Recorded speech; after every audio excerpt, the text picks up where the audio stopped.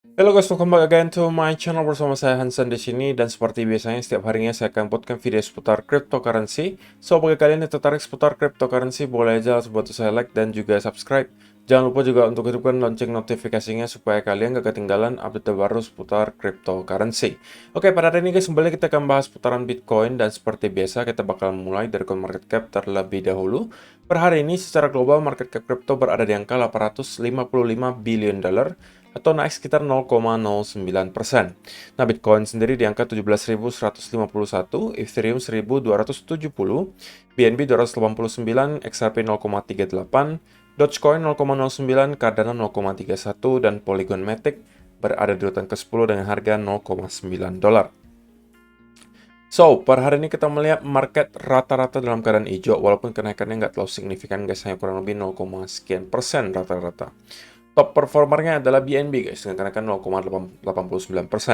Jadi kalian bisa lihat dalam 24 jam terakhir, lagi-lagi kita melihat market cenderung volumenya sangat kecil. Namun jangan khawatir guys, untuk kalian yang merasa sudah sangat bosan gitu selama berhari-hari kita melihat Bitcoin dan kawan-kawan berada di area yang sama, saya rasa minggu depan kita akan kembali melihat volatilitas yang ekstrim terjadi di market. Apa alasannya? Ini dia. Yang pertama, untuk 7 hari ke depan akan ada banyak sekali data ekonomi penting yang bakalan dirilis dan juga event ekonomi. Kita bahas satu persatu. Mulai dari hari Senin kita ada melihat data GDP dari UK gitu ya, mungkin ini tidak akan berpengaruh terlalu banyak ke kripto. Tetapi kita akan melihat sebuah event yang luar biasa besar nanti di tanggal 13 Desember. Yaitu adalah data CPI akan kembali dirilis guys. Oke, data CPI kembali dirilis yang di forecast gitu guys. Kalau kalian lihat core-nya di forecast itu turun lagi dari 6,3 menjadi 6,1. Sedangkan inflation rate-nya itu turun dari 7,7 menjadi 7,3. Ini adalah prediksinya guys. Oke, kita bakalan melihat apakah kali ini CPI juga akan kembali mengejutkan seperti yang terjadi di bulan lalu, di mana ekspektasinya adalah kita hanya melihat pengurangan 0,2 atau 0,3%, tapi pada kenyataannya kita melihat CPI drop hingga 0,5%. Nah, kalau sampai hal tersebut terulang gitu ya, misalnya kita juga melihat inflation rate kali ini juga menurun lebih drastis daripada yang diperkirakan, saya juga merasa harusnya market akan kembali bereaksi secara positif. Tetapi tidak hanya sampai di situ guys. Kita juga bakalan melihat di tanggal 15 Desember 2022, spesifiknya di jam 2 dini hari, akan ada FOMC, Economic Projections, diikuti juga oleh Fed Interest Rate Decision, atau keputusan suku bunga dari Central Bank Amerika Serikat. Dan ini juga kembali akan membuat para investor bertanya-tanya tentunya, apakah benar clue yang dikasih oleh Kakek Powell kemarin bahwa mereka akan start untuk mengurangi kenaikan suku bunganya itu benar gitu. Karena di FOMC terakhir, Kakek Powell menyampaikan gitu bahwa sesegera mungkin mereka bisa aja melakukan penurunan gitu ya. Bukan penurunan dalam artian menurunkan suku bunga, tapi mereka tidak akan lagi menaikkan suku bunga terlalu agresif yang beberapa bulan terakhir kita melihat kenaikannya selalu 0,75%. Tapi kali ini bisa jadi mereka akan turunkan menjadi 0,5%. Sehingga kita melihat forecast-nya kali ini itu naik dari 4% menjadi 4,5 alias kenaikan sebesar 50 basis point atau orang biasa sebut 0,5%. Dan kalau misalnya kalian lihat di beberapa area lainnya juga banyak sekali data-data penting gitu ya, seperti di UK itu banyak sekali. Ada interest rate decision juga, kemudian juga di area Euro juga sama, ada interest rate decision. Jadi di tanggal 15 Desember itu ada 3 sekaligus guys. Di Amerika Serikat, di UK, sama di area Eropa itu akan sama-sama bank sentralnya memutuskan keputusan suku bunga. Oke, ini juga tentunya akan menjadi surga bagi para trader forex. Kenapa? Karena market pasti akan sangat amat volatil. Oke, dan volatilnya tidak hanya akan di crypto, tidak hanya akan di stock, tapi juga di stock market dan semuanya harusnya bakalan ikutan volatile. Dan malam harinya kita juga akan melihat retail sales month on month di United States. Oke, kemudian juga kalau kalian lihat di tanggal 16 Desember, kita juga akan melihat ada data inflasi dari Euro area. Jadi, minggu depan itu dari Senin ya sampai Jumat, kita hampir setiap hari akan mendapatkan data ekonomi yang high impact. Gitu ya. Jadi, untuk teman-teman yang sudah bosan, harusnya minggu depan kita bakalan disuguhkan tontonan yang menarik gitu. Ya, kalau misalnya kalian traders, ya harusnya ini mungkin bisa kalian manfaatkan untuk mencari setup gitu ya. Karena sekali lagi, kalau misalnya kita trading, tapi nggak ada volatility, nggak ada volume, itu biasanya membosankan guys. Kita mau sell maupun short ya, nggak bergerak marketnya. Tapi ketika market nanti kembali volatile, itu adalah chance bagi kita untuk kembali masuk ke market. Jadi itu adalah alasan kenapa dalam 7 hari ke depan saya rasa kita akan melihat market kembali dalam keadaan yang volatile. Kemudian ada sebuah artikel yang menarik di sini disampaikan 5 tips for investing during a global recession. Jadi 5 tips untuk kalian yang masih nekat untuk investasi ketika kita menjalani resesi global gitu ya. Apa saja menurut mereka, ini versi mereka ya guys. Opsi pertama, kalian bisa save cash gitu ya. There is no shame in sitting on the sidelines and saving cash or stable coins. Ini saya juga setuju guys, bahwa ya sebenarnya kita tidak bisa menyalahkan sama sekali orang-orang yang pengen mainnya aman, kemudian sekarang nggak mau masuk ke market. Karena ada tipikal orang yang memang konservatif guys. Tipikal investor yang konservatif, mereka baru akan masuk lagi ketika mungkin mereka merasa ini sudah terkonfirmasi kita kembali masuk ke bull market. Tapi sebelum hal tersebut terjadi, mereka lebih memilih untuk menyimpan dalam bentuk cash atau stable coin. Ya, saya rasa itu hal-hal yang sah-sah saja untuk dilakukan, tetapi pada intinya guys, kalian harus tahu apa yang sedang kalian lakukan gitu. Kalau kalian saving cash gitu ya, atau kalian menyimpan dalam bentuk stable coin, ya kalian harus tahu nanti kalian harus masuknya sebelah mana, apa konfirmasi yang kalian mau tunggu. Kalau misalnya sudah ada, nah ini adalah salah satu opsi yang mungkin cukup baik gitu. Jadi kalian tunggu dulu ada konfirmasi bahwa kita udah berbalik lagi dari bear market menjadi bull market, dan dari sana mungkin kalian baru masuk. Jadi tidak ada salahnya sekarang kalau misalnya kalian saving dalam bentuk cash dulu, itu ya menurut saya sah-sah saja. Opsi kedua tentunya juga kalian bisa melakukan DCA atau dollar cost averaging. Jadi ini bukan teori baru yang baru kalian pernah dengar, ini udah sering banget saya mention sebagai salah satu mungkin teknik yang menurut saya akan membantu kalian secara mental gitu guys. Kenapa bisa seperti itu? Ketika kalian lakukan dollar cost averaging, maka kalian kemungkinan tidak akan terlalu peduli lagi dengan kenaikan dan penurunan yang terlalu sedikit gitu. Kalau misalnya Bitcoin hari 17.000 ke 16.000, ya kalian nggak bakalan terlalu panik. Kenapa? Kalian mempunyai banyak sekali opsi kalau misalnya kalian dollar cost averaging. Antara kalian mau nunggu harga lebih murah lagi, kalian kemudian serok di bawah lagi, gitu ya. Atau misalnya harga sudah menemukan bottom dan naik, ya kalian juga happy. Kenapa? Karena kalian sudah punya exposure. Oke, jadi ke atas maupun ke bawah, kalian harusnya secara mental akan terbantu kalau kalian lakukan dollar cost averaging. Kalian sudah mempunyai exposure di market, sehingga kalau naik dari sini ya kalian cuan. Kalau turun dari sini, kalian masih mempunyai dry powder, atau masih punya amunisi untuk serok di bawah. Bagi saya, itu adalah salah satu teknik yang paling baik gitu. Tapi tentunya itu adalah opini saya. Bisa aja kalian mempunyai teknik yang berbeda, boleh-boleh saja gitu ya. Kalian juga boleh saja mengatakan saya nggak mau beli, nggak mau DCA sebelum nyentuh ke angka ini kok. Boleh-boleh saja, tapi sekali lagi kalian nggak boleh terlalu fanatik ke salah satu senario. Kemudian yang ketiga, ini mungkin opsi untuk orang-orang yang sudah lebih expert lah gitu ya. Find assets that outperform.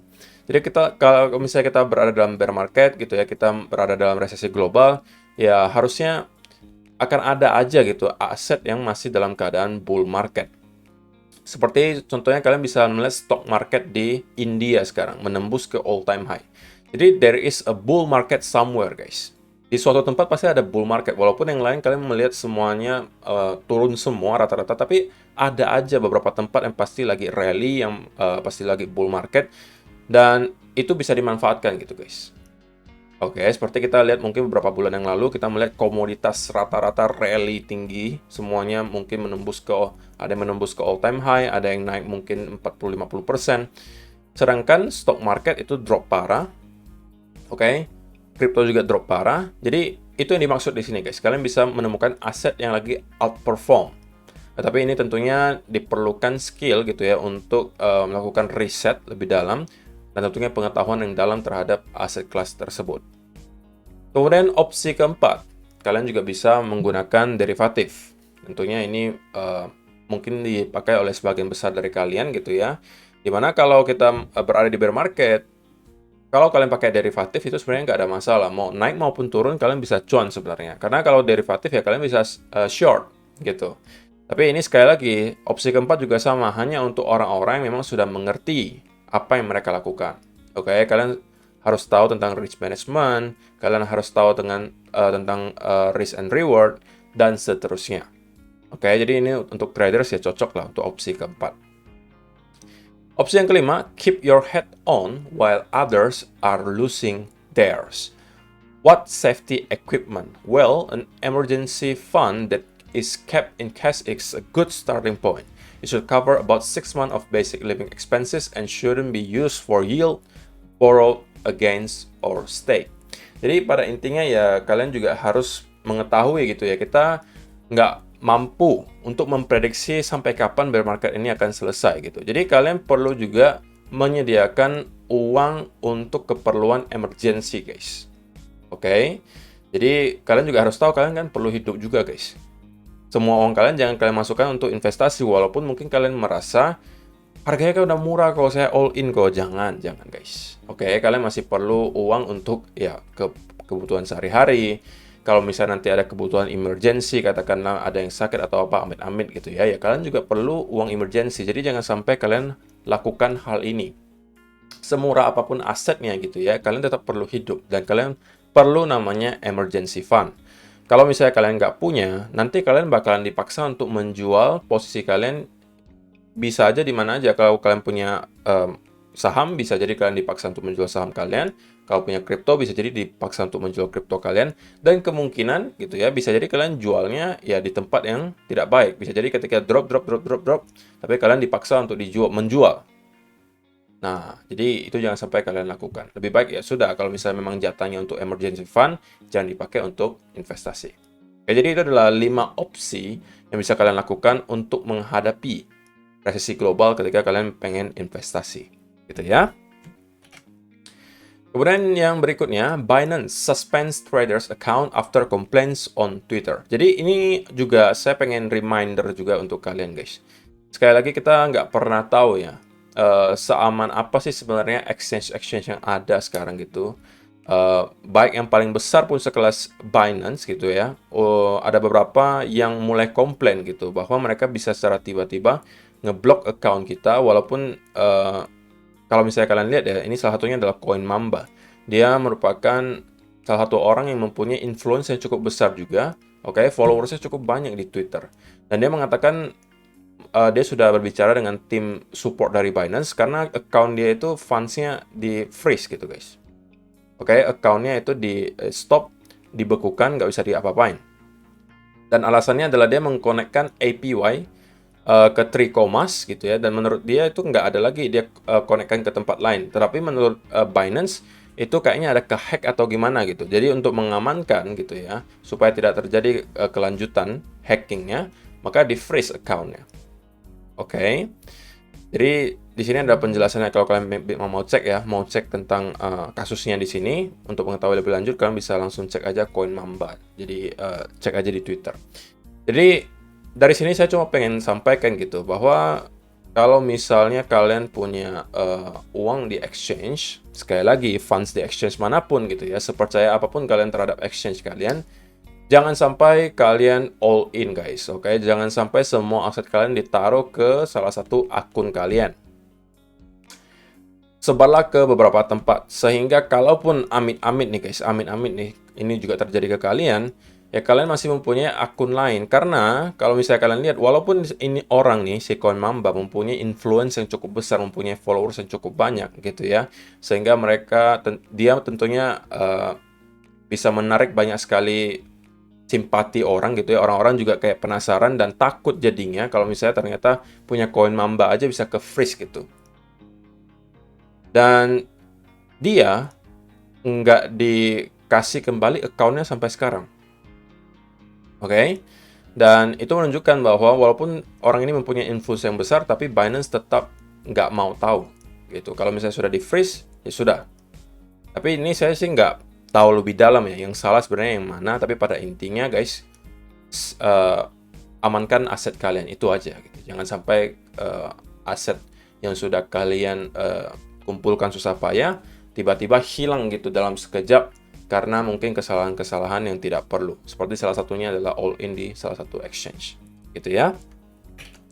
Sebelum kita masuk ke chart, sekali lagi untuk kalian pastikan punya satu account di Mitrade. Kenapa? Karena di sini kalian bisa trading di semua aset kelas, baik di forex, komoditas, saham, indeks, kripto, semuanya bisa kalian trade di sini. Sehingga ketika nanti volatilitas kembali di market, kalian bakalan banjir setup, guys. Kalian nggak bakalan terpaku ke salah satu aset kelas. Kalau sekarang mungkin kalian hanya punya account exchange kripto, jadi cuma bisa trading di kripto. Tapi kalau misalnya kalian trade di Mitrade, kalian bisa manfaatkan setup di semua tempat, baik di forex, komoditas, dan seterusnya. Kalau misalnya kalian pengen mencoba untuk trading di Mitrade, linknya sudah ada di kolom description box di bawah. Kalian cukup mendaftar saja, kemudian deposit minimal $50. Kalian sudah bisa start untuk trading dan memanfaatkan peluang-peluang yang ada.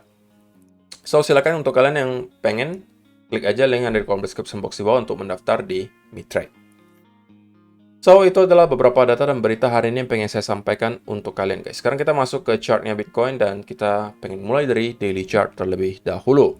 So far, kalau kita lihat di daily chart, kita belum beranjak sama sekali dari range yang sudah menahan Bitcoin selama berhari-hari, guys.